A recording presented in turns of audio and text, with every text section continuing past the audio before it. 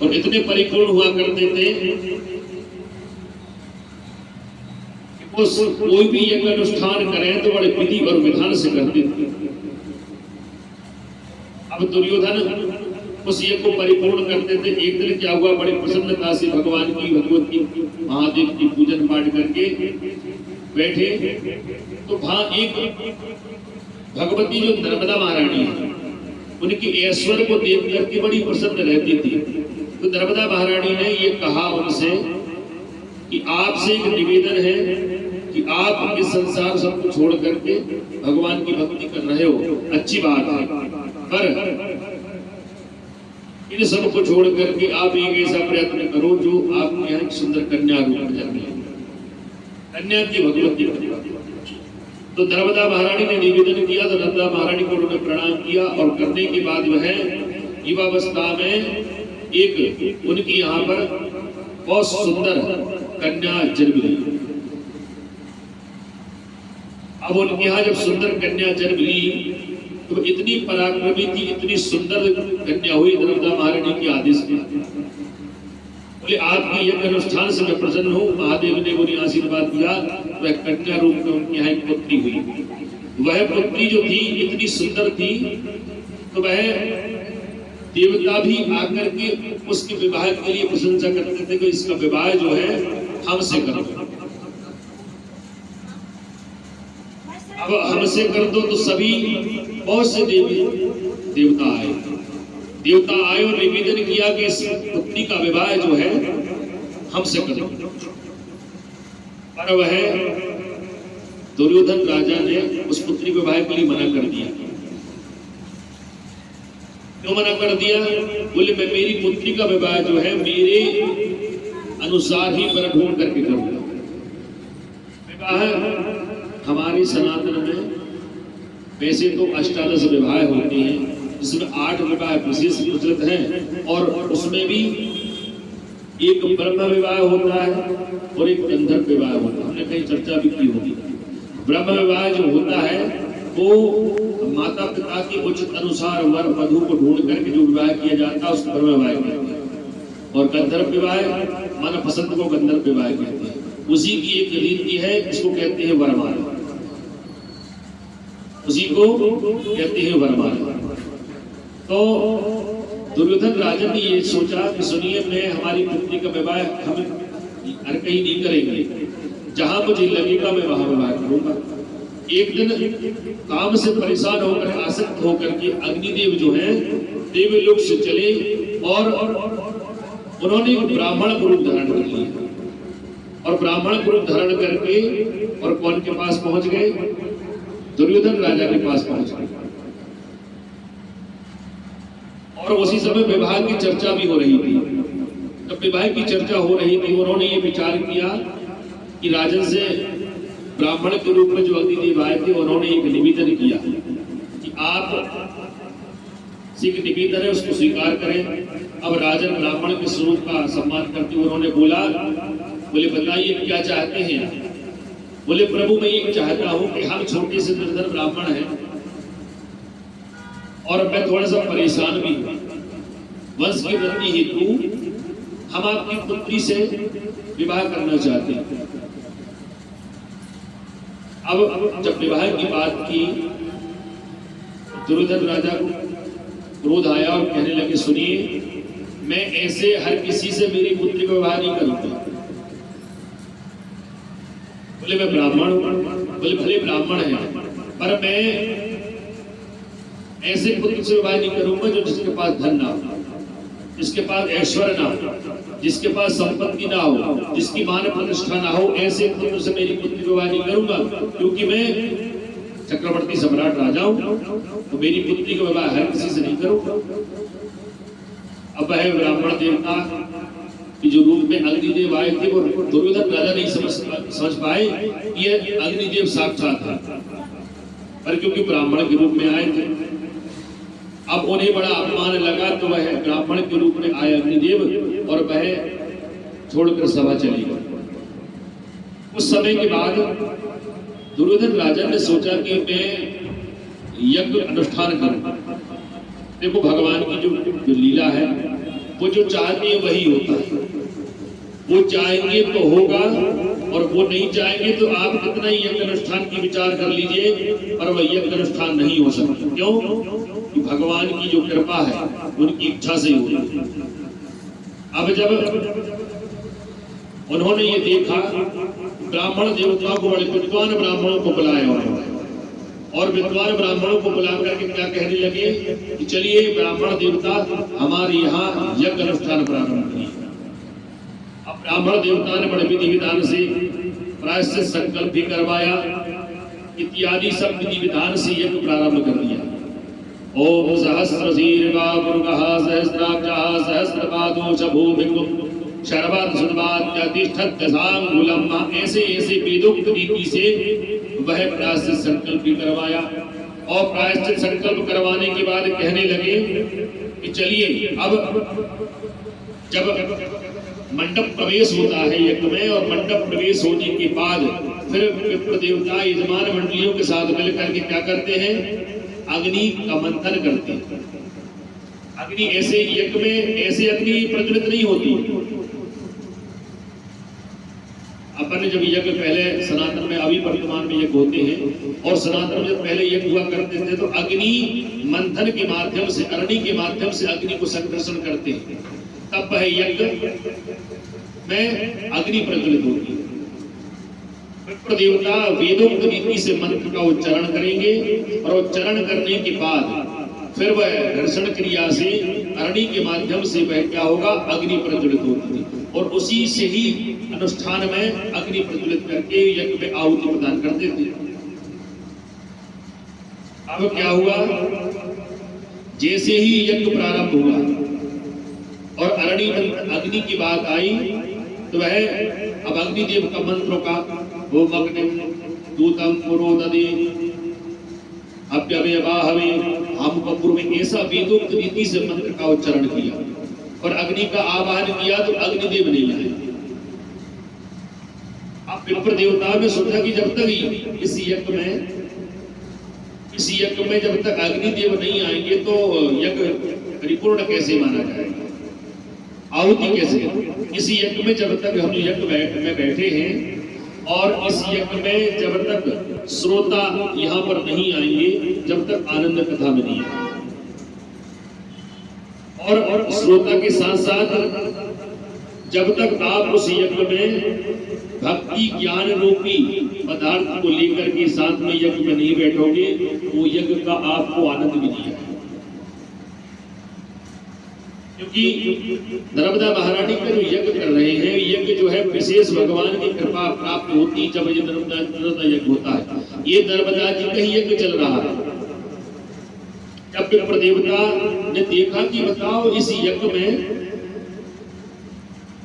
में अग्नि देवता नहीं आएंगे तो कैसे ये यज्ञ संपन्न होगा, उन्होंने बड़े बड़े दिव्य वेदोक्त रीति से मंत्रों का या मुखम सर्वदेवानां भव्यमोक्तव्यमुक्ता, ऐसे ऐसे चंद्रमा वेदिक रीतियों से मंत्र, तो अग्निदेव थोड़ी देर के लिए आए और वह चले गए।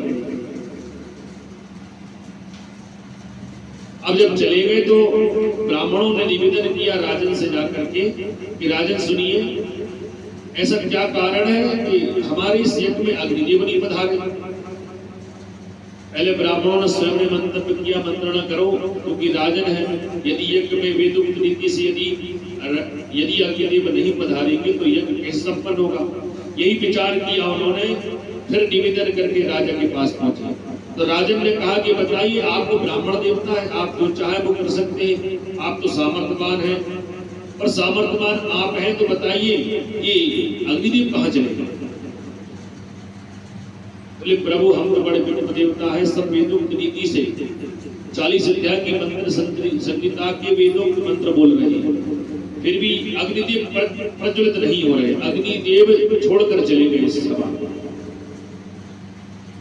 कारण क्या है? अब दुर्योधन राजन ने कहा कि जाओ इसका पता लगाइए। ब्राह्मण देवता पुनः आ गए और आकर के उन्होंने पुनः अग्निदेव को वेदोक्त रीति से आवाहन किया। अब वेदोक्त रीति से आवाहन किया तो अग्निदेव नहीं आए। फिर जब बार बार निवेदन करके नहीं आए तो बड़ा दुख हुआ ब्राह्मण देवताओं को, हमें ये तप करने का क्या है। उन्होंने अपनी वेदोक्त रीति से गायत्री मंत्र पढ़ करके जैसे ही अर्घ दे करके उन्हें आह्वान किया, अग्निदेव पधार गए। अब अग्निदेव ने से कहा, विप्र देवताओं ने कहा, आप हमारा अपयश क्यों करा रहे हैं, आप हमारा अपयश क्यों करा रहे हैं। हम वेदोक्त रीति से आपका विधि विधान से अनुष्ठान करने के लिए इस अग्नि को चेतन करना चाहते हैं और आप चेतन नहीं, आप यहाँ पर उपस्थित नहीं हो रहे हैं, इसमें हमारा अपयश है, यजमान का भी अपयश है। आपकी जो भी मन में कोई शंका हो तो बताइए। तो अग्निदेव ने एक निवेदन किया कि जो राजन है आपके, जो यज्ञ कर रहे हैं, इन्हें यज्ञ करने का पूरा सामर्थ्य है और हक है, यज्ञ कर सकते हैं, पर इनके यहाँ कोई याचक ब्राह्मण देवता आदि आ गया और वो यदि कुछ दक्षिणा मांगे। मैंने इसे एक से एक प्रश्न किया, बोले इनकी जो सुंदर कन्या है उस कन्या से हम विवाह करना चाहते थे और मैं साक्षात ब्राह्मण के रूप में अग्नि देव में उनके यहाँ पहुंचा, इन्होंने मेरा सम्मान नहीं किया और इन्होंने, क्योंकि वो जो कन्या थी वो तेज रूप में थी, विशेष कन्या थी, उससे हम विवाह करना चाहते थे, इन्होंने मना कर दिया, इसीलिए और अपमान भी किया। उस अपमान के कारण मैं सभा को छोड़ करके चला गया। अब सभा के जब छोड़ कर चला गया तो आप, मेरी आवश्यकता आपको है, तो जब मुझे आपकी आवश्यकता थी तो आपने मना किया, अब मेरी आवश्यकता आपको है तो मैं इस यज्ञ में नहीं पहुंचती। जब ऐसे कह दिया और अग्निदेव चले गए। अब विप्र देवताओं ने कहा कि चलिए राजा से निवेदन किया जाए, राजा आप ही बताएं। तो राजा ने कहा कि बताओ क्या कारण, कुछ बताया उन्होंने। बोले उन्होंने ये बताया कि आपके पास अग्निदेव साक्षात ब्राह्मण का रूप धारण के आए थे और वो आपकी पुत्री से विवाह करना चाहते थे और आपने मना कर दिया। बोले राजन ने कहा कि मैं इसलिए मना करते, वो ब्राह्मण के रूप में आए थे और बोले मैं भिक्षुक हूँ और असहाय हूँ और मैं भी अनाथ हूँ, सोच रहा हूँ कि आपकी पुत्री से विवाह कर लिए जाए, मेरे वंश की वृद्धि हो जाएगी। बोले बताओ मैं अपनी पुत्री को ऐसे कैसे कर सकता हूँ। बोले आप पुत्री का विवाह करो, क्योंकि वो अग्नि पंच तत्वों में जो तेज तत्व है वही अग्नि है। वो तेज तत्व से ही क्षितिजल पावक गगन समीरा पंच रजत अति अधम शरीरा। हमारे शरीर को आप उत्तम मत समझिए, जो उत्तम तो कैसे बनेगा, भगवान की भगवत भक्ति में लगाओगे तब उत्तम बनेगा। ये सुंदर चेहरे बनाने से, वस्त्र सुंदर पहनने से हमारा शरीर सुंदर नहीं होगा। ये तो सुंदर इसलिए लगा जाता है कि इसमें बगल में बैठने वाले को दुर्गंध ना आए, इसलिए व्यवस्था है।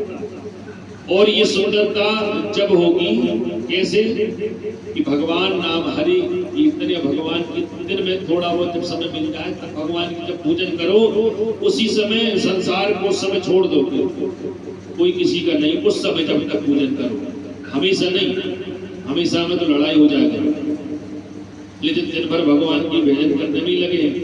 बोले उस समय जब तक भगवान की पूजन करो, उस समय जो है संसार को छोड़ दो।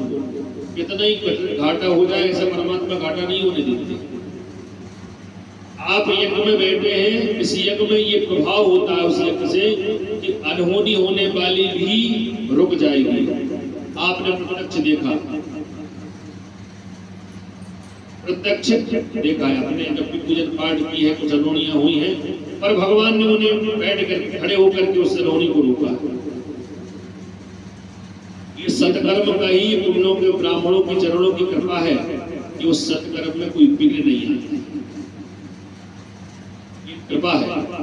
तो बोले ये पंच तत्वों के में से तत्व एक जो तेज तत्व जो आए थे अग्नि, आपकी कन्या का विवाह यदि उनसे करोगे तब ये यज्ञ सफल होगा और तभी ये प्रकृति शुद्ध होगी और तभी ये प्रकृति में फल फूल करेगा, फलन फूलन होगा। अब निवेदन किया तो भाई चलिए, बोले हम ब्राह्मण देवता निवेदन करेंगे वेदोक्त रीति से, अग्निदेव आप आइए और हमारे राजा उनकी पुत्री जो है उससे आप विवाह करवाएं। अब जब ये निवेदन किया, ब्राह्मण देवता यज्ञशाला में पहुंचे और यज्ञशाला पहुंच करके वेदोक्त रीति से मैं पुनः यज्ञ प्रारंभ किया और जैसे अरणी बंधन किया और मन में उन्होंने संकल्प लिया कि हमारे जो दुर्योधन राजन हैं वह उन पुत्री का विवाह आपसे अवश्य करेंगे। अब आपसे निवेदन है आप यहाँ चले आइए। तो वह अग्निदेव बड़े प्रसन्न हो गए और ब्राह्मणों से ये कहा कि ध्यान रखें, ऐसा नहीं हो कि हम वहां पहुंचे और आपका यज्ञ प्रारंभ हो जाए। राजा मना करते बोले नहीं, ये संकल्प लिया है राजन ने, और राजन ने संकल्प लिया कि बोल मैं अब मेरी पुत्री का विवाह अग्निदेव से करूंगा। तो वह अग्निदेव वहां पर पधारे, यज्ञ प्रारंभ हो गया और यज्ञ प्रारंभ होगा। उसके बाद वह दक्षिणा में वह जो दुर्योधन राजा है उन्होंने अपनी पुत्री का विवाह कौन से? अग्निदेव से कर दिया। और वही अग्निदेव से किया और अग्निदेव ने ही भगवान भोले महेश्वर जो महा ईश्वर जो है महादेव की 100 वर्षों तक तपस्या महेश्वर में की अग्निदेव ने, और वही अग्निदेव की तपस्या से महादेव ने उन्हें आशीर्वाद दिया और वही महेश्वर बना है और वही महेश्वरी तीर्थ है। बोलिए गौरी शंकर भगवान की जय, नर्मदा महारानी की जय। ऐसे भगवती के नर्मदा महारानी के दिव्य चरित्र है, उनको श्रवण करने से हमारे जो अंदर रोम छिद्र है, रोम छिद्र जो रहते हैं, रोम छिद्र किनको कहा जाता है? ये बाहर की जो व्यवस्थाएं है, ठंडी लगती है तो ये रोम छिद्र हमें बता देते हैं कि ठंडी का मौसम, गर्मी का मौसम है, और इनसे ही ये होना जरूरी है। क्यों कि हमें बाहर के वातावरण से ये रक्षा करते हैं। आपने देखा होगा कि जो महापुरुष रहते हैं, संत रहते हैं, अघोर तपस्या करने वाले होते हैं, वो भस्म क्यों लपेटते हैं? बताइए। भस्म इसलिए लपेटते हैं, चिता भस्मा लेको गरल बसनम दिक पट धरो, दिशाओं का पट धारण करने वाले उन्हीं को महादेव की उपाधि भी दे सकते हैं। हमें गर्मी लगेगी तो ये रोम छिद्र से लगती है, ठंडी लगेगी तो इसी रोम छिद्र से लगती है। तो जब भगवान भोलेनाथ की जो तपस्या करते हैं, जो शिव भक्त होते हैं, अब मस्तक पर कोई त्रिपुट लगाते हैं, कई पूरे शरीर भस्म लगाते हैं। कारण क्या है? पंचाग्नि तप करके और जो भस्म रहती है उस भस्म को अपने शरीर में लगाते हैं, जिससे ये रोम छिद्र जो है वो बंद हो जाते हैं। रोम छिद्र बंद हो जाते हैं और आपने देखा होगा ठंडी हो या गर्मी हो, उनके मौसम में वो भस्म लपेट करके और शिव की भक्ति करते हैं। अब अपन 4 वस्त्र धारण किए हैं और जो भगवान भोलेनाथ के भक्त भस्म धारण करने वाले त्यागी अघोरी जो तपस्वी संत हैं वो वस्त्र धारण क्यों नहीं करते? इसीलिए नहीं करते। वो जो भस्म धारण करते हैं उससे जो रोम छिद्र बंद हो जाते हैं तो वह अंदर प्रविष्ट होने वाली जो वायु है वह रुक जाती है, उससे उन्हें ठंड नहीं लगती। और एक कारण ये है, दूसरा कारण ये है कि देखो संसार में ये शरीर है ये भी भस्म होना। अब इतने पुण्य के प्रताप नहीं है कि हमारे शरीर भस्म हो, वह भोलेनाथ को चढ़ जाए इसकी भस्म। इसीलिए वो भोलेनाथ को चढ़ी हुई भस्म अपने शरीर में लगा लो तो प्रभु ऐसे नहीं तो ऐसे भस्म होना है। अब वो तो गंगा में पहुंचे, जब पहुंचे पर प्रभु आपकी कृपा से जो भस्म धारण कर रहा हूँ इसी से मेरा उद्धार हो जाए। बोलिए गौरी शंकर भगवान की जय। ऐसे भगवती के बड़े दिव्य स्वरूप हैं और दिव्य आनंद प्रदान करने वाले चरित्र हैं। और इन चरित्रों में जो हम जब श्रवण करते हैं तो क्या होता है? आनंद की अनुभूति प्रदान करती है नर्मदा महारानी। अब एक तीर्थ पुनः जो प्रारंभ होता है, तीर्थ एक नागेश्वर तीर्थ। मार्कंडेय ऋषि ने कहा धर्मराज जी एक प्रश्न देखिए। अब आप मन में कहेंगे गुरुदेव धर्मराज जी प्रश्न कर रहे हैं, बोले 5 पांडव मार्कंडेय ऋषि के आश्रम में पहुंच करके नर्मदा जी की दिव्य कथा श्रवण की और एक कैलाश पर्वत पर भगवान भोलेनाथ बैठे हुए हैं और मां भगवती पार्वती उनसे निवेदन कर रहे हैं। और एक निवेदन कहा सरकारी 88,000 ऋषि जो हैं नेमी शरण तीर्थ में बैठ करके सूत जी से प्रश्न कर रहे हैं। क्यों? कि वो चक्रतीर्थ था। बोले हम आपको एक तीर्थ बताते हैं जिन्होंने नागों ने तपस्या की, उसको नागेश्वर तीर्थ कहते हैं। कैसे? ततो गच्छेन महीपाल नर्मदा दक्षिणे तटे स्थापितं वासुकीयं तु समस्तागो नकाशनः। बोले एक समय की बात है कि राजा नर्मदा जी के दक्षिण तट पर नागों ने तपस्या की। बोले कैसे तपस्या की है? चलिए मैं आपको बताता हूँ। कहने लगे एक बार महादेव भगवान राम जी की भक्ति में बड़े प्रसन्न थे और प्रसन्न होकर के वह क्या कर रहे थे? नृत्य करने लगे। कैलाश पर्वत पर नृत्य कर रहे। धराधरेन्द्र नंदनी विलास बंधु बंधुरस पुरद्दिगंध संतते प्रमोदमान मानसे कृपा कटाक्ष धोरणी निरुद्ध दुर्धरापदे दिगंबरे मनो विनोद मेदुमस्तुति। धराधरेन्द्र नंदनी, जो महादेव नंदी पर तो बैठे हैं, धराधरेन्द्र नंदनी, और मस्तक पर गंगा महारानी धारण, जटाओं में भगवती गंगा महारानी है, मस्तक पर शशि ललाट सुंदर सिर गंगा और नयन तीन उपवीत भुजंगा। जो जटा, अब जटा तो धारण किए हैं, जटाजूट भी है, ये जटाएं हैं, पर जनेऊ कौन सी धारण की है? नयन तीन नयन है, उपवीत भुजंगा। संस्कृत में उपवीत यज्ञोपवीत को उपवीत कहते हैं। भुजंग, बड़े बड़े भुजंग धारण किए, नयन तीन उपवीत भुजंगा। अब भगवान कैसा दिव्य स्वरूप है? नयन तीन उपवीत भुजंगा और करल कंठ और नरसिम्हा, गले में क्या धारण किए हैं? विषधारी करल, करल कंठ और नरसिम्हा, नरों की मुंडों की माला धारण की है। और लग कैसे रहे हैं?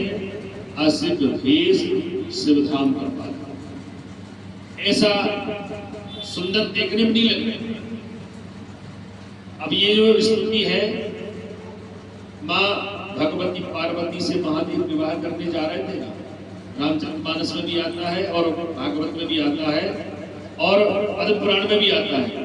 जब वो वहां जा रहे थे तो इतना अशुभ भेष देखा तो ब्रह्मा जी ने कहा कि आप सुनो तो, हम आपकी बारात में आए हैं तो हमारी तो कुछ लाज रखो।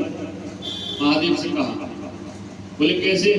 बोले आपका इतना ऐसा स्वरूप देख करके अब घराती तो सब चले गए, बाराती बचे हैं। किसी ने जाकर बता दिया देखो तो महादेव का इतना सुंदर स्वरूप है, जाके देखो। तो सखी सब लोग पहुंची, सब बारात में आते हैं और बाराती तो भूत प्रेत है, उन्हें कोई फर्क नहीं है क्योंकि वो जैसे हैं जिनके साथ है वो स्वरूप है उनका। अब घरातियों को मालूम पता चला कि देखो बारात बड़ी सुंदर हो, जिसमें दूल्हा भी इतना सुंदर है। तो एक सखी ने जाकर कहा कि असिव भेष शिवधाम कर पाला, अरे इतना सुंदर है और इतना शोभनी लग रहा है। तो अब जब आप सच्चाई जाकर कहोगे तो भी लोग विश्वास नहीं करेंगे। अब उन्होंने अपना झूठ प्रस्तुत कर दिया। बोले जाकर तो देखो इतना सुंदर स्वरूप है दूध पर का, ये बोले वो जैसी तो दुल्हन है ही नहीं संसार। अब जाकर सब पहुंच गए। अब जाके जब उन्होंने देखा बोले दूल्हा वर कहाँ है? किसी ने सोचा ये है चार मुख वाले ब्रह्मा जी, वो आप ही है का? बोले हम नहीं है, हम तो बाराती उनके दादा जटा धारण किए, अब श्वेत वस्त्र धारण किए ब्रह्मा जी। बोले हमारे पीछे आ गए। बोले ये हो भी विष्णु, ये कौन है? बोले बड़े सुंदर लग रहे हैं। बोले इनका विवाह भी हो चुका है, ये तो साथ ही है, ये सवासा है उनका, ये उनकी सवासा है। अब सखियों ने सोचा देखो पार्वती की सखियों ने बोले देखो कितना सुंदर स्वरूप है, जब जी इनके साथ वाले इतने सुंदर है तो शायद दूल्हा तो बहुत सुंदर होगा, इसलिए सवासा को सुंदर बनाया जाए। सवासा का मतलब होता है कि दूल्हा से सुंदर भी रहे, दूल्हा समझदार भी रहे, वो समासा होना शबाया शबासा, संस्कृत में सवाया कहते हैं, उससे दूल्हा सवाया होना चाहिए। अब जब देखा बोले ये भी नहीं है दूल्हा, बोले इसके बाद है। देखे भूत प्रेत पिशाच डाकनी जाकनी जब लेके भैया तुम तो ऐसा बताओ, जल्दी दूल्हा बता दो। और देखा भोलेनाथ को असुर भेष सिद्धांत कृपाला, इतना असुर भेष दिखा उनका तो वह देख करके सब लोग डर गए।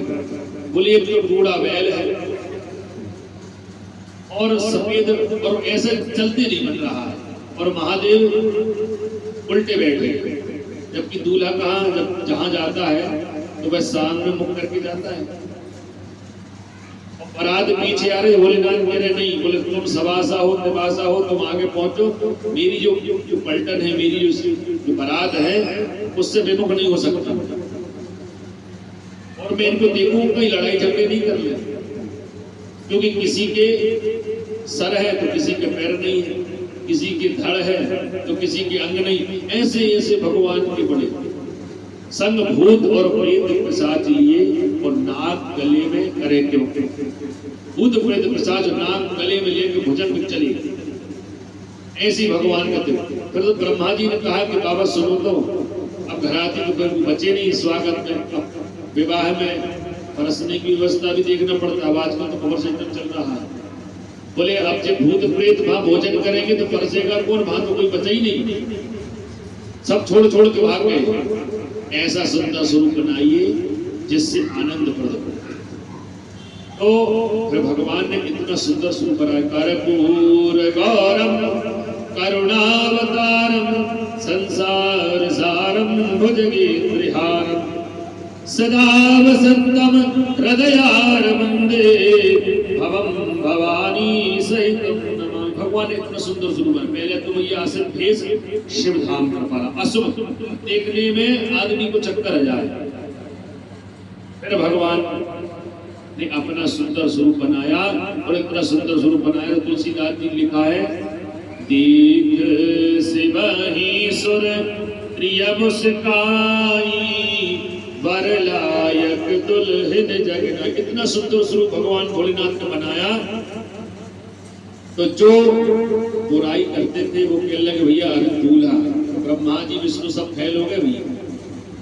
इन सब से इतना सुंदर स्वरूप बनाया, और कहने लगे देवांगनाएं भी आई थी, अब लक्ष्मी जी भी आई थी, ब्रह्माणी भी आई थी, सब अपने अपने अग्निदेव की पति सबकी पत्नी आई, सब मिलके क्या कहने लगी स्तुति की। अब श्रृंगार तो कौन ने, उन्हीं ने किया था, श्रृंगार तो वही कर सकती है। और भोलेनाथ का श्रृंगार करके कहते बोले वर लायक दुल्हन जगना, देख शिवहि सुर प्रिय मुस्काई। सब सब मिलकर कहने लगे कितना सुंदर स्वरूप है महादेव का, इसकी हम तुलना नहीं कर सकते, और ऐसा लग रहा है कि पर के लायक कोई दुल्हन संसार में नहीं है। भगवान इतना सुंदर स्वरूप बना है। तो वही कह रहे हैं कि जब वो भगवान शिव जो है कैलाश पर भगवान राम जी का स्मरण करते, राम जी की भक्ति में वो क्या करने लगे, नृत्य करने लगे। और ऐसा तो नृत्य किया बड़े आनंदता से। तो नृत्य करते करते महादेव जब थक गए तो इनके शरीर से एक श्वेत पसीने की एक बूंद निकली, और इतना बेभूल हो गए महादेव की जटाएं घुल गई, तो पसीने की बूंद में मिलकर के जो गंगा जल जो है वो पृथ्वी पर गिरने लगा। अब बगल में बासुकी नाग बैठे हुए थे, पीत भुजंग था, तो भुजंग धारण किए थे। उस भुजंग ने क्या किया, उस जल को पीने लगे। अब जब वो पीने लगे तो उन्होंने अब देखा किसने, गंगा महारानी ने। और गंगा महारानी कहने लगी अरे वासुकी सुनो, तुम हमारे देवता, हमारे जो भगवान हैं, भले उनके साथ रहते हो, पर तुम्हें इसने आदेश दिया कि बताओ तुम आकर के और इस जल को ग्रहण कर रहे हो, तुम्हारे इतनी सामर्थ्य। और गंगा महारानी तत्काल जल लिया, और जल लेकर के सर्प को श्राप दे दिया, जाओ वासुकी सर्ग तुम अजगर बन जाओ। तो सर्प के बाद अजगर की योनि मिली। अब अजगर की जब योनि मिली वो सर्प निवेदन कर रहे हैं कि सुनिए माता जी, आपने हमें ये श्राप तो दे दिया है, पर एक निवेदन है कि हम आप भोलेनाथ के साथ तो रहते हैं, अब उनके साथ रहते हैं और आपने हमें श्राप दे दिया है। हम बड़े पापाचारी हैं, दुष्ट हैं, जैसे भी हैं, पर भगवान भोलेनाथ की सेवा में लगे रहते हैं। तो हमें कुछ ऐसा वरदान प्राप्त कराइए। हम अनजाने में हमसे ये अनजाने भूल हो गए। देखो कोई भी पाप आपसे अनजाने में हो जाए या जान के हो जाए, उसको आप क्षमा प्रार्थी भगवान से निकलें, भगवान हमसे क्षमा करें, ये गलती हो गई हमसे, जो हमसे अपराध हुए हैं भगवान उसे क्षमा कर दें। अब निवेदन किया तो गंगा महारानी का सुनो, जाओ हम तुम्हें एक आशीर्वाद प्रदान करते हैं, और आशीर्वाद में क्या प्रदान करते हैं कि आप जाइए विंध्याचल पर्वत, अमरकंठ जाइए, और अमरकंठ में जाकर के आप भगवती द्रौपदी महारानी की यहाँ पर स्नान करके तप करिए, और वो द्रौपदी महारानी यदि प्रसन्न होगी तो भोलेनाथ प्रसन्न होंगे, तो भोलेनाथ प्रसन्न हो और द्रौपदी प्रसन्न हो जब तुम्हारा कल्याण होगा। पहले सर्प थे, अब अजगर बन गए, तो सर्प तो इसमें थोड़ा चल ही देता है, अजगर से चलते ही नहीं बनता। जैसे तैसे घिसटते घिसटते वह अजगर जो है कहाँ चले गए, विंध्याचल पर्वत अमरकंड पहुंच गए, और अमरकंड में जाकर भगवान भोलेनाथ का दिव्य उन्होंने भजन किया। ओम नमस्ते रुद्रवन्य बहुतो दैगवे नमः बाहुव्यामृते नमः। ऐसे भगवान को बार बार निवेदन करके 100 वर्षों तक तपस्या की, तो भगवान भोलेनाथ प्रसन्न हो गए। अब भोलेनाथ है वो तो थोड़ा सा बेलपत्र चढ़ा तो प्रसन्न हो जाएंगे। अब कन्हैया जी को तो भैया वहां कर मिश्री लाओ तब कहीं प्रसन्न हो, उन्हें तो बेलपत्र कहीं जिसको जो सामग्री नहीं चढ़ रही है आप महादेव को चढ़ा दो, प्रसन्न रहते हैं। ठीक है, जिनको नहीं चढ़े वो अपन सब स्वीकार कर लेंगे। अब वो धतूरे के भोजन सब चलते हैं। भगवान जब भोलेनाथ प्रसन्न हुए तो सर्पों से कहा, बोले वरम दो यार, वर मांगो भाई क्या चाहते। बोले प्रभु एक निवेदन है कि हमें जो गंगा महारानी श्राप दिया है अजगर की योनि में, वो हम पुनः अपने सर्प रूप में आ जाए। बोले ठीक है, आप द्रौपदी जी में स्नान करो और 100 बार स्नान करके बाहर निकलो। ऐसा करोगे तो द्रौपदी महारानी आपको प्रसन्न हो जाएगी, तो ये आपकी अजगर की योनि है, आप उससे मुक्त हो जाओ। फिर वह तत्काल महादेव ने आशीर्वाद दिया, द्रौपदी महारानी ने पुनः स्नान किया, और उन्होंने अमरकंठ में बहुत स्नान किया, तप किया, भजन किया, पूजन किया। पूजन के प्रभाव से द्रौपदी महारानी प्रसन्न हो गई, और उन्होंने आशीर्वाद दिया कि जाओ तुम्हारी अजगर की योनि छोड़ करके तुम सर्प की योनि में। बोली द्रौपदी महारानी की जय। ऐसे पुण्य विशेष कथाएं हैं, और ये जो कथाएं हैं ये कथाएं आनंदप्रद है, ये भागवत तक में ऐसी कथाएं नहीं है। ऐसी कथाएं किसी पुराण में नहीं है, पर द्रौपदी महारानी की स्कंद पुराण की जो रेवा खंड की जो अवंतिका खंड की जो कथा है, वही रेवा जी की द्रौपदी महारानी का चरित्र है।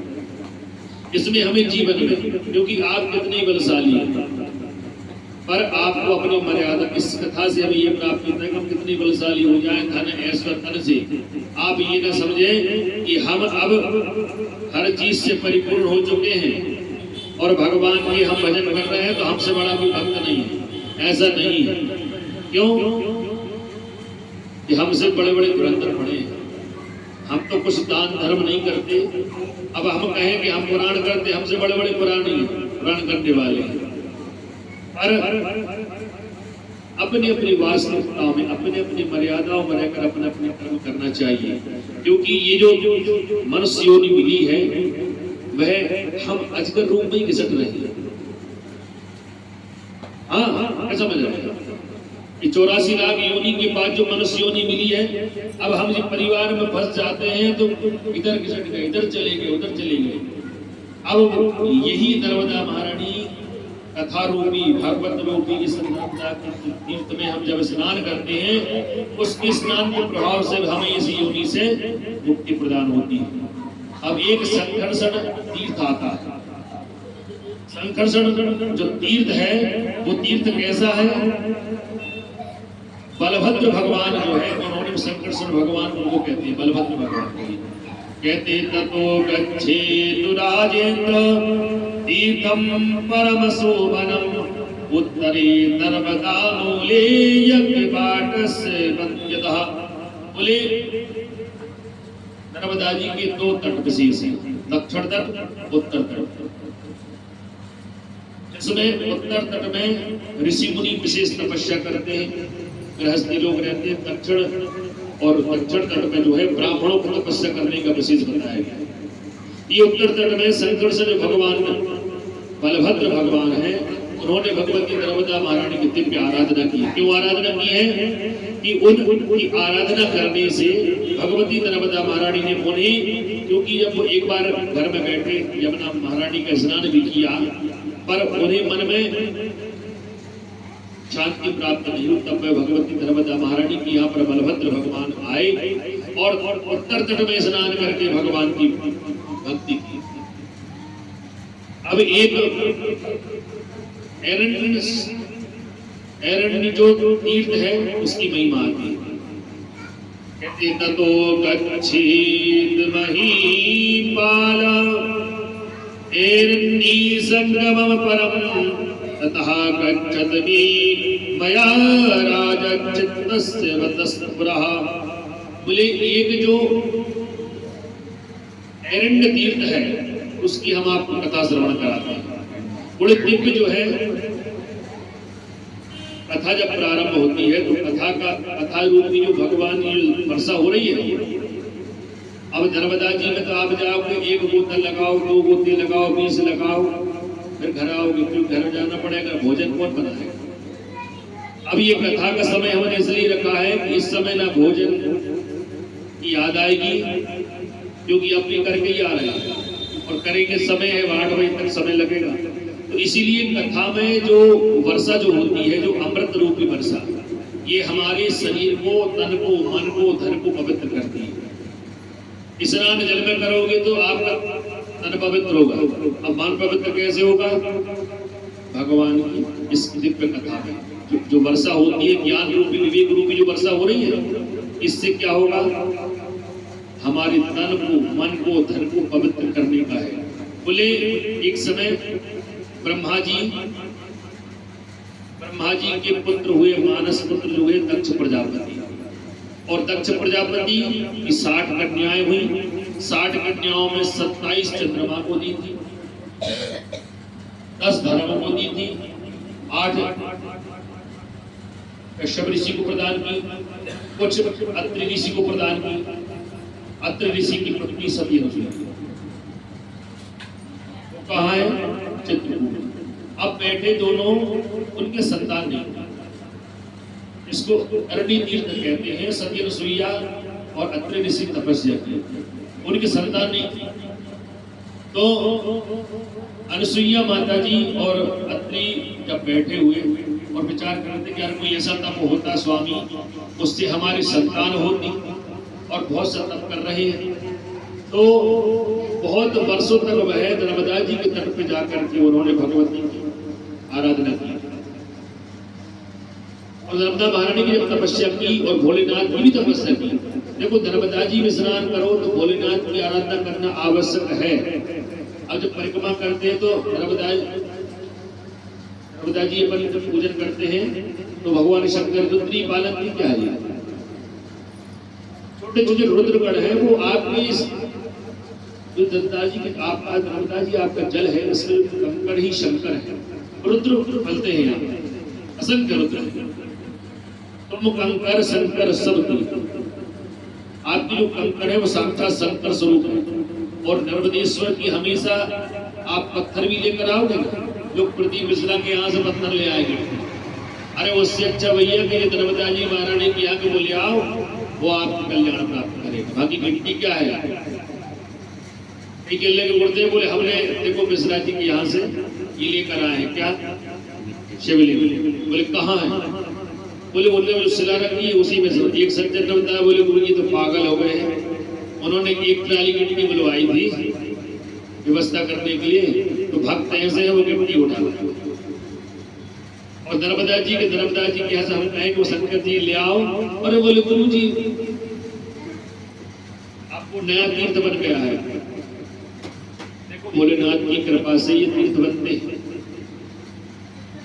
उनकी संतान नहीं थी तो भोलेनाथ ने तप कर रहे, तब एक दिन क्या हुआ, इतना अघोर तपस्या किया। सप्तऋषियों को बुलाया गया, सप्तऋषियों ने आशीर्वाद दिया कि तुम्हारी यहाँ संतान होगी, ये हमारा आशीर्वाद है। ब्राह्मण आशीर्वाद दे दे तो असंभव कार्य भी संभव होते हैं, और ब्राह्मण यदि क्रोध में आ जाए और क्रोधी दुखी हो जाए तो आपका फिर भी कल्याण है, कैसे भी कल्याण तो निश्चित है।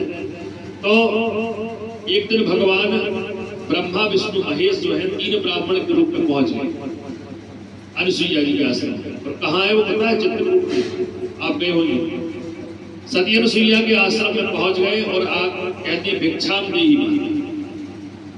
अब ब्राह्मण का रूप है उन्होंने धारण करके, उन्होंने कहा ठीक है आओ। अब ब्राह्मण देवता का रूप धारण करके उन्होंने ब्राह्मण की सेवा की, उनको भोजन पानी ग्रहण कराया। बोले हम निवेदन करते हैं कि प्रभु हमें संतान प्राप्त हो जाती, ब्राह्मण देवता आप आशीर्वाद प्रदान करें।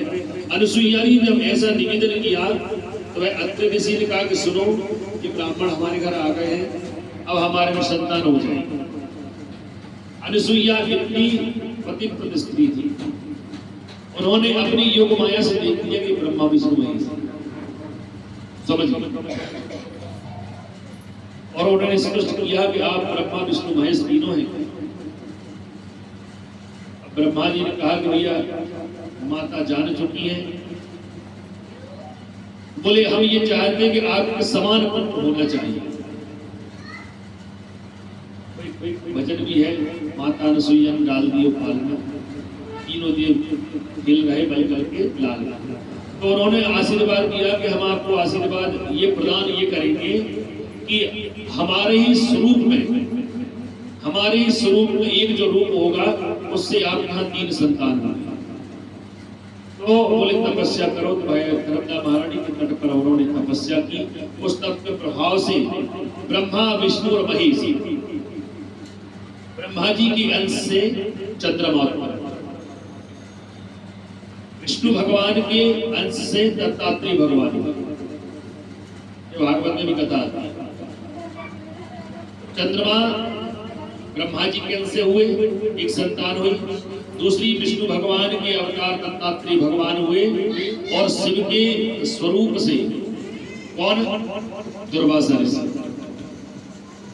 दुर्वासा ऋषि जिनका स्वरूप है ना वो महादेव के स्वरूप। तो ऐसे 3 संतान हुई, ब्रह्मा विष्णु महेश के रूप बदल करके वह चंद्रमा, दत्तात्रेय और दुर्वासा ऋषि हुए, और यही संतान हुई।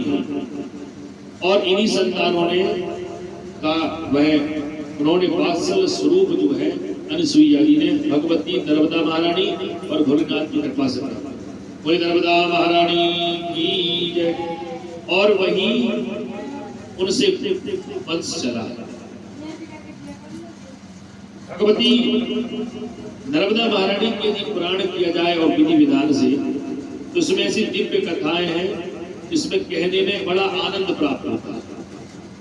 क्योंकि नर्मदा महारानी साक्षात कलिकाल की जो है दिव्य ऐसी नदी है, और इन्हें साक्षात स्वरूप कहा गया है, साक्षात ही स्वरूप है। नर्मदे तुम जगन माता, नर्मदे तुम जगत पिता, नर्मदे तुम जगत धात्री, मां नर्मदायै नमो नमः। नर्मदा महारानी ने उन्हें आशीर्वाद प्रदान करके 3 उन्हें जब पुत्र प्रदान किए, वह प्रसन्न हो गए। देखो हमारे संतान नहीं हुए, जो ब्राह्मण देवता कभी अपने घर में आए ना, 1 रुपये हो चाहे 5 रुपये हो चाहे 10 रुपये हो, नहीं है तो प्रेम से ही बोल। क्यों? अनजाने में ब्राह्मण देवता हमारे घर अतिथि बन के आ गए, तो ब्राह्मण है वो उसमें अतिथि भी है और ब्राह्मण भी है।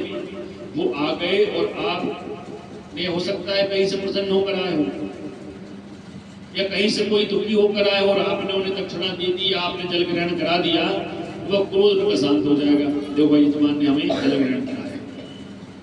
ब्राह्मण हो, अतिथि हो, गौ हो, कोई भी निकल के जा रहे हैं तो उसको एक रोटी दे दो, क्योंकि ये साक्षात भूमंडल के देवी देवता है। तीर्थों में जाओगे तो तीर्थ तो ऐसे हैं, वो आप नहीं जाओगे तो आपको जाने वाले नहीं पड़ेगा। बहुत से दान कर देंगे। अब समुद्र में जाके तुम 1 लोटा जल डालो तो वहां कोई फर्क पड़ रहा है? हाँ, नदी में जल नहीं है, वहां व्यवस्था करोगे तो वह काम होगा। हमारे यहाँ के तीर्थों में लोग जाकर के दान करते हैं, करना चाहिए दान, पर ये है कि हमारे यहाँ के जो तीर्थ है उनका भी ध्यान रखना चाहिए। ये चलते हुए तीर्थ इसको कहते हैं जगन्नाथ तीर्थ। ब्राह्मण, गौ, संत, विप्र, धैर्य, सुर, संत, हित, इनके लिए भगवान ने अपना स्वरूप का धारण किया है। अब कहने लगे दक्ष प्रजापति जो थे उनकी एक 27 जो कन्या है, वो 27 कन्याओं का विवाह चंद्रमा से किया। अब चंद्रमा से उन्होंने कर तो दिया, पर ये हुआ कि चंद्रमा जो थी उसमें एक जो रोहिणी थी, उस रोहिणी से प्रेम नहीं करते। अब रोहिणी से प्रेम नहीं करते, रोहिणी तीर्थ कहते हैं उसके लिए। रोहिणी तपस्या की भगवती नर्मदा महारानी। अब वो बहुत दुखी होने लगी। बोले देखो पिताजी, दक्ष प्रजापति से उन्होंने कहा कि देखिए पिताजी, मेरे स्वामी जो है आपने मेरा विवाह कर दिया है, और 27 जो मेरी बहनें हैं, 27 कन्याएं सीधी चंद्रमा को प्रदान की। अब बोले ये मुझसे प्रेम नहीं करते, मेरे से बात नहीं करते। अब दक्ष प्रजापति को बुलाया, पिताजी से जब बात की तो वह बोले, दक्ष प्रजापति ने कहा कि हम बात करते हैं। अब जैसे ही दक्ष प्रजापति ने कहा कि सुनो जमाता, तुम हमारी इस रोहिणी पुत्री जो हमारी बहुत विशेष प्रिय पुत्री है, तुम इससे द्वेष क्यों रखती हो? बोले हमें ये पसंद, हमें जो है पसंद नहीं। ऐसा उन्होंने जब कहा तो वह दक्ष प्रजापति ने बार बार निवेदन किया, पर नहीं माने। तो नहीं माने तो क्या हो गया? क्रोध आ गया, और क्रोध आ करके उन्होंने ये कहा, सुनो, तत्काल जल लिया और जल लेकर के सीधा चंद्रमा को श्राप दे दिया। बोले हम तुम्हें श्राप देती, जाओ तुम क्षय हो जाओ। पहले चंद्रमा की जो कला थी वो बढ़ती घटती नहीं थी। चंद्रमा जो भगवान ब्रह्मा जी का जो अवतार हुए थे, वह चंद्रमा कला की बात, कला उनकी बढ़ती घटती नहीं थी। तो दक्ष प्रजापति ने श्राप दे दिया था। अब बोले तुम्हारा क्षय हो जाए, तुम नष्ट हो जाओ, और चंद्रमा जो है वह सीधे पृथ्वी पर गिर। अब वही रोहिणी तो पत्नी थी चंद्रमा की, उन्होंने सोचा देखो मेरे पिताजी ने मेरे स्वामी कैसे भी है, और उन्होंने श्राप दे दिया है।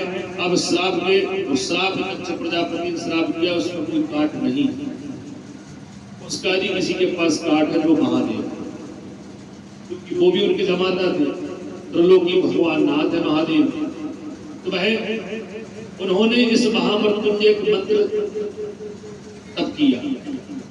भगवती आदि शक्ति ने सभी देवी देवताओं ने मिलकर के भगवान भोलेनाथ की आराधना की, तब किया, और भगवान भोलेनाथ प्रसन्न हुए। कहने लगे प्रभु सुनिए, तो देखिए ये चंद्रमा जो है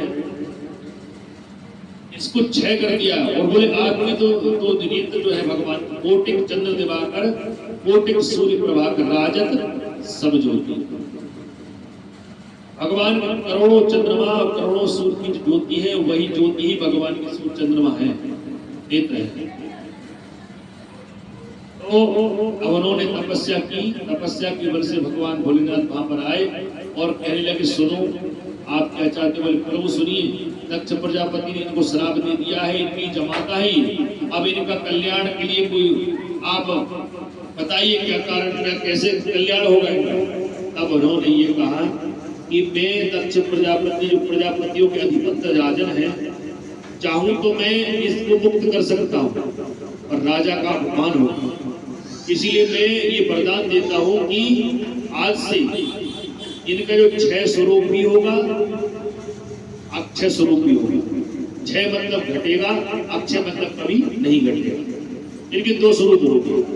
बोले कृष्ण पक्ष में इनकी कलाएं कम होती चली जाएंगी, और शुक्ल पक्ष में उनकी कलाएं बढ़ती चली जाएंगी।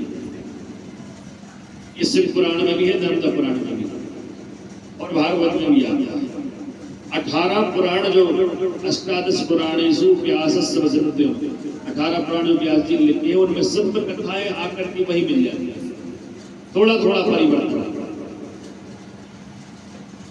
अब चंद्रमा को आशीर्वाद दिया, आशीर्वाद पर चंद्रमा अपने स्वरूप में आ गए, बोले अब आज के बाद आपको दक्ष प्रजापति का श्राप तो लगा है, पर मेरा ये आशीर्वाद है, ये मेरा वरदान है कि अब तुम कृष्ण पक्ष में आपकी कलाएं घटती चली जाएंगी, अमावस्या को आप दृश्य हो जाएंगे और फिर प्रतिपदा से शुक्ल पक्ष से प्रारंभ का पूर्णिमा पे आप पूर्ण चंद्रमा हो, और वहीं से भगवान जो है चंद्रशेखर भगवान, बोले चंद्रशेखर भगवान की जय। चंद्रमा भगवान भोलेनाथ को तभी से धारण किया, तो दूज के चंद्रमा धारण किया। शशि ललाट सुंदर सिरगंगा, शशि ललाट सुंदर सिरगंगा, शशि मतलब होता है चंद्रमा, ललाट पर भगवान भोलेनाथ को चंद्रमा धारण किए, यही भगवान चंद्रमा है। अब जब रोहिणी को पता चला फिर भी वह प्रेम नहीं कहे, तो फिर वह भगवती रोहिणी ने तपस्या भोलेनाथ की पुनः प्रारंभ की। बोले जे स्वामी तो अच्छे हो गए हैं पर हमारे हमको देखते ही नहीं, हमसे प्रेम नहीं करते। फिर उन्होंने भोलेनाथ की 1000 वर्षों तक तपस्या की, भगवती आदि शक्ति उनके यहाँ पर उन्होंने स्वरूप में दर्शन दिया। बोले परम प्रभु याद क्या मांगना चाहते हो बताओ, पुत्री तुम बहुत परेशान हो। बोले मैं हर चीज से प्रसन्न हूँ और सुखी हूँ, पर मेरे स्वामी जो हैं मुझे प्रेम नहीं करते। बोले बताओ क्या तुम बस वर मांगो। बोले ऐसा कृपा हो जाए कि मेरे स्वामी मुझे प्रेम करने लगे। भगवती ने कहा कि जाओ फिर तुम नर्मदा जी की तपस्या। उन्होंने नर्मदा जी की तपस्या की, स्नान किया, पूजन किया। नर्मदा महारानी ने और भगवती आदि शक्ति ने आशीर्वाद प्रदान किया। फिर चंद्रमा की ऐसी सद्बुद्धि प्राप्त हुई, वह चंद्रमा इन्हें अपनी पत्नी रूप में मानने लगे और वह बोले चंद्रशेखर भगवान की जय, गौरी शंकर भगवान की जय, नर्मदा महारानी की जय। भगवान की जो इतनी दिव्य चरित्र है। अब कई कथाओं में ऐसे आता है, बोले गुरु जी आप ये सब ऐसा बता रहे हैं, वहां वैसा है, अनेक रूप और दिव्य कथाएं। कथा यही तो, कथा में जब बैठे तो यही भक्ति रूपी वर्षा आनंद प्रदान करती है और यही आत्म कल्याण का एक साधन है। हमने कल कथा में बताया था कि कोबाले अग्नि में तिल जो घी का आहुति प्रदान करोगे तब यज्ञ प्रकृति को शुद्ध करेगी।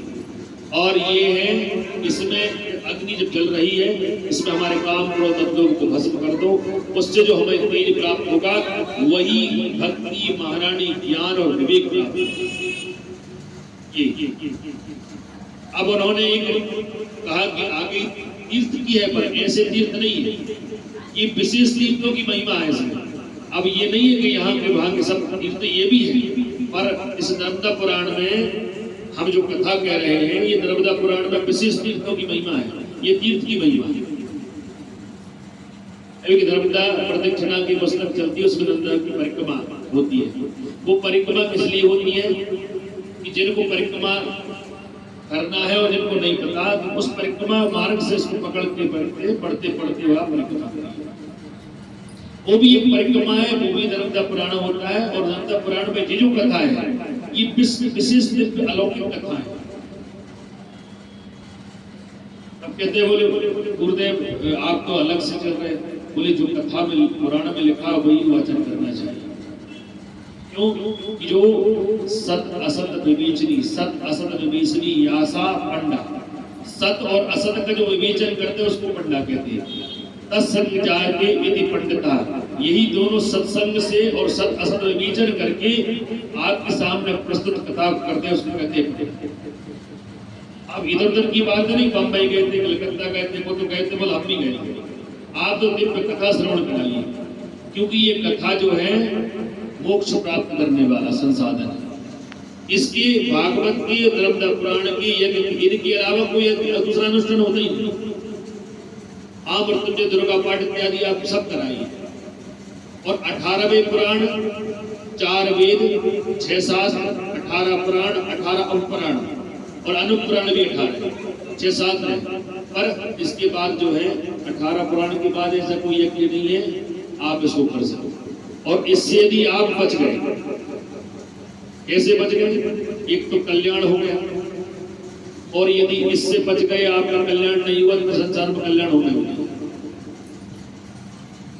क्योंकि ये यज्ञ जो है हमें हमारे आने वाली संतति, हमारे तन को, हमारे धन को, हमारे मन को पवित्र करती है। बच्चे सन्मार्ग में चलते। एक समय की बात है कि पुनः एक स्कंद तीर्थ आया, तो मार्कंडेय ऋषि ने कहा कि स्कंद तीर्थ किसको कहते हैं? स्कंद पुराण जो है कार्तिक भगवान, स्कंद उनको कहते हैं। कार्तिक भगवान ही स्कंद का स्वरूप है। बोले एक समय क्या हुआ, माता पार्वती और भोलेनाथ जब अभी विवाह की हमने कथा से पढ़ कराई, तो उनके सती होने के बाद भोलेनाथ जो थे वो विरक्त हो गए थे, उन्हें किसी संसार से कोई मतलब नहीं होता। अब सभी देवी देवताओं ने सोचा कि बोले सुनो, हमें ऐसा कुछ प्रयत्न किया जाए कि महादेव और माता पार्वती का विवाह होना चाहिए, और ये महादेव माता पार्वती के जब विवाह हो जाएगा तो इनसे जो संतान होगी वो कितनी पराक्रमी होगी,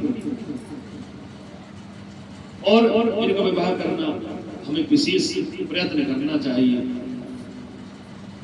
अब भोलेनाथ को कह रहे हमें विवाह से कोई मतलब नहीं है, हमने जबरदस्ती आपके कहने पर सती से विवाह किया था, आखिर सती दक्ष प्रजापति के पिता की यज्ञ में जब वो आत्मदाह कर लिया, जब से हमें विवाह करना ही नहीं। अब महादेव से निवेदन किया, सुनिए प्रभु, एक निवेदन है आपसे। महादेव आप अपने आपका कल्याण भले, तो आपका कल्याण तो हो ही जाएगा, अरे देवताओं कल्याण तो कर दो। बोले कैसा देवताओं कल्याण करो? बोले आप भागवत में और पद्म पुराण में कथा आती है कि उनकी जो शरीर से जो संतान की उत्पत्ति हुई है वो तारकासुर को मारने वाली हुई है। तारकासुर को मारने के लिए कार्तिक भगवान का जन्म हुआ है। और नर्मदा पुराण में ये लिखा है कि जब देवताओं पे आक्रमण किया, उन्हें देवताओं के राजा जो इंद्र थे उनको परास्त करके और उन्हें एक जगह बिठा दिया, और सब देवी देवताओं को परास्त कर दिया। कौन ने? राक्षसों ने, यक्षों ने मिलकर के। बोले निवेदन हम ये आपसे कर रहे हैं महादेव, हमारे कोई सेनापति ऐसे है नहीं है, यदि कोई ऐसा सेनापति प्राप्त हो जाए जिससे हमारी जो देवताओं जो है इनकी सेना के सेनापति बने। देवताओं के सेनापति पहले कौन थे? देवराज, देवराजेंद्र कहते थे। पर अब पूरा राक्षस देवता के देवराजेंद्र को परेशान करके रखा। बोले आपसे जो संतान होगी वही देवताओं के सेनापति बने। अब भागवत में कथा थी तारकासुर को मारने के लिए शिव और पार्वती जी का विवाह करके उनसे संतान की प्राप्ति हुई। वो कार्तिक भगवान ने ही स्कंद जी को कहते हैं, वह कार्तिक भगवान ने ही तारकासुर को मारा। तो निवेदन किया तो बोले ठीक है। बोले आप विवाह हम किससे करें? तो भगवती जो सती जब हुई है तो सती मरद हरिसन वर मांगा, जन्म जन्म शिव पद अनुरागा, यही कारण हिम गिरि कह जाई, जनमी पार्वती तनु जाई।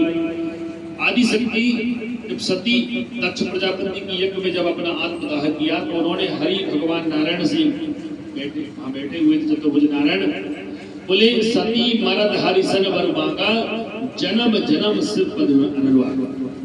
मैं अपने शरीर को आत्मदाह कर रही हूं क्योंकि ये शरीर दक्ष प्रजापति ने मुझे प्रदान किया, पर अब दक्षिणी इसमें एक दोष लग गया है इस शरीर में, और मैं इस शरीर को शिव के सामने पहुंचा नहीं सकती, इसलिए मैं शरीर को नष्ट कर रही हूं। और प्रभु सती मरद हरिसन वर मांगा, हरि से वरदान मांगा उन्हें। बोले जन्म जन्म शिव पद अनुरागा, जन्म जन्म में शिव की भक्ति करती रहूं और शिव के चरणों की दासी बनी रहूं, और यही कारण हिम गिरि कह जाई, जन्मी पार्वती तुम्हें। हिमालय राज्य के यहाँ पर मैना रानी के यहाँ पर भगवती पार्वती रूप, जननी पार्वती तनुजाई, ये पार्वती रूप। तो भगवान ब्रह्मा और विष्णु ने निवेदन किया कि आप विवाह कर लीजिए। बोले एक विवाह किया था तो वो हो गया, दूसरे विवाह में न मालूम क्या व्यवस्था कर दो तुम। बोले हम आपसे निवेदन करें, आप विवाह होगा, आपकी संतान होगी, वो हमारे देवताओं के सेनापति बने। अब विवाह हो गया, थोड़े सूक्ष्म चलते हैं, विवाह करेंगे शंकर जी का तो समय हो जाएगा। तो उनका विवाह होने के बाद वह 100 वर्ष तक उन्होंने क्रीड़ा किया। उसमें एक कथा आती है, शिव पुराण की कथा आती है कि कामदेव को पहुंचाया था कौन ने, देवराज ने। बोले शंकर जी तपस्या कर रहे हैं, माता भी तपस्या कर रही है और वो उनको देख नहीं रहे। जब इनका मिलन नहीं होगा तो इनसे संतान होगी तो न वो तारकासुर को मार सकती, न हमारे देवताओं के सेनापति बन सकते। उनके पुत्र कामदेव को पहुंचा दिया। अभी कथा में आए कि कामदेव का स्वरूप अग्निदेव आए थे, तो इसमें अग्निदेव पहुंचे हैं कामदेव के रूप में। और जाकर के उन्होंने देवराज ने कहा कि जाओ शंकर जी तपस्या भंग करो। और शंकर जी जैसे ही हम पहुंचेंगे माता पार्वती को देख लेंगे, विवाह मन में हो जाएगा इनका। तो शंकर जी ने जब कामदेव ने अपने बाण, तीव्र बाण जब प्रहार किए तो भगवान भोलेनाथ विरक्त। जब कोई विवाह करने की मना करे तो उसे जबरदस्ती नहीं करना चाहिए। तो उसने कामदेव ने 5 बाण प्रहार किए। अब पत्नी थी रति, वो भी शांत थी। अब बगल में तपस्या कर रही थी माता सती जी, माता पार्वती। अब वो इसलिए कर रही थी, देवताओं की कार बनाने के लिए तपस्या चल रही थी। अब देवराज का आदेश था कि कामदेव ने कहा कि सुनो प्रभु, महादेव के सामने मत पहुंचाइए, वो हमको जला के भस्म कर सकते हैं। और देवराज ने कहा कि ये देवताओं के हित के लिए इस कार्य को आपको संपन्न कराना होगा। तो देवताओं के कार्य की संपन्नता के लिए कामदेव पहुंचे और जैसे ही उन्होंने बाण चलाए तो वह शंकर तीसर नेत्र उबारा, चितवत काम भयउ छरि जारा। चितवत काम भयउ छरि जारा, शंकर जी तीसरा नेत्र जैसे कहा तो कामदेव जलाकर भस्म कर दिया। अब जो पत्नी रति थी बहुत दुखी हुई। बोले मैं इस भगवती पार्वती के कारण मेरे पति देखो भस्म हो गए। देवताओं के कल्याण के लिए अब देवताओं को श्राप दे दिया और उधर भगवती माता पार्वती की पुण्य श्राप दे दिया कामदेव की पत्नी। अरे बोले मैं तुम्हें अब श्राप देती हूँ कि तुम्हारे विवाह के कारण, देवताओं के कारण से पुराण में है ये, देवताओं के कार्य के कारण मेरे पति जलकर भस्म हो गए। अब मैं श्राप देती हूँ, अब तुम न तुम्हारा इनसे विवाह होगा और हो भी जाएगा तो तुम्हें संतान की प्राप्ति नहीं हो, तुम बांझ रहे हो। ऐसा भगवती आदिशक्ति। अब आदिशक्ति बड़ी भोली थी, उन्होंने कहा ठीक है, पर शिव ने कहा कि सुनो पार्वती, ऐसा नहीं, मैं उन्हें आशीर्वाद प्रदान कर रहा हूँ। जब यदुवंश कृष्ण अवतारा, कृष्ण तनय हो यही पति पूरा, कामदेव के रूप में अनिरुद्ध प्रद्युम्न के रूप में यदुवंश में वो कामदेव का रूप। और वही उषा से आपका विवाह, उषा की सखी थी चित्रलेखा और अनिरुद्ध से उसका विवाह। वो चित्रलेखा ऐसी थी कि वो आप बताते चले जाओ और वो बनाते चली जाएगी चित्र, ऐसा। तो वह पार्वती जी से उनका विवाह हुआ। अब पार्वती से विवाह हो गया, अब विवाह हो गया, संतान कैसे हो? बोले अब जैसे तैसे तो बन जा रहे थे संतान की, अब उन्हें श्राप दे दिया है। तो उन भोलेनाथ के शरीर से तेज निकला। अब तेज निकला तो वह अग्निदेव से कहा कि सुनो कामदेव, अब इसको ग्रहण करो। अग्निदेव से कहा, अब अग्निदेव से कहा कि भाई, अग्निदेव का प्रभु हमारी सामर्थ्य नहीं है, हम आपके तेज को ग्रहण नहीं कर सकते। तो भाई एक स्थान पर अग्निदेव एक अग्निदेव ने मना कर दिया, तो फिर उस तेज को सीधा अग्निदेव के बाद उन्होंने गंगा जी के पास पहुंचाया। गांगे, कार्तिक भगवान का एक नाम है गांगे। ऐसे 3 नाम पड़े कार्तिक भगवान। फिर तीसरा जब उन्होंने देखा कि वह कार्तिक क्यों कहते हैं उनके लिए, फिर जब वो गंगा महारानी भी कहने लगी कि इस तेज को हम न ग्रहण पर कर पाएंगे, तब वह जो कृतिकाएं जो हैं, जिसको कहते हैं कार्तिक, कृतिकाओं से निवेदन किया कि इस तेज को आप ग्रहण करिए, और इस तेज से उन्होंने कहा कि नहीं, इस तेज को हम ग्रहण जब करेंगे कि इस पुत्र का नाम हमारे नाम से जुड़ना चाहिए। तब वह कृतिकाओं ने उस जो पुत्र है उसके तेज को ग्रहण किया, और तेज को ग्रहण करके उससे जो पुत्र हुआ है वो कार्तिक भगवान। वो कार्तिक भगवान की जय। उसी को स्कंद कहते हैं। स्कंद जो है उन्हीं का नाम है, और वही स्कंद पुराण की कथा में से क्या निकला है, ये नर्मदा पुराण, अवंतिका खंड, रेवा खंड में से, इसको कहते हैं नर्मदा पुराण। और फिर उनका जन्म हुआ। जन्म होने के बाद उन्होंने भी 100 वर्ष की तपस्या की नर्मदा महारानी की, और तब नर्मदा महारानी ने भोलेनाथ ने आशीर्वाद दिया।